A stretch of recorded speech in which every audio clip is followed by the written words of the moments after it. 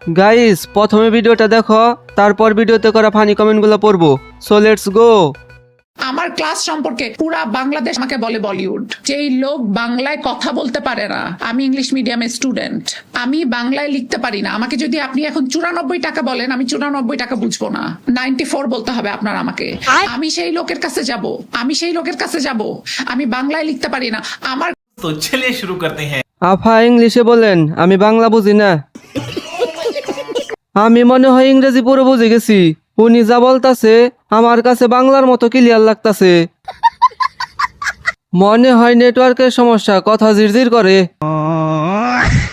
যেই লোক বাংলায় কথা বলতে পারে না, আমি ইংলিশ মিডিয়ামের স্টুডেন্ট। উনি কিন্তু মুখ দিয়ে বাংলায় কথা বলতে পারে না, আসলে এখন গোয়া দিয়ে কথা বলতেছে, তো এই জন্য বাংলা বের হয়ে গেছে। গাইস নতুন লং ভিডিও আপলোড হয়ে গেছে, এখানে ক্লিক করে দেখে আসো।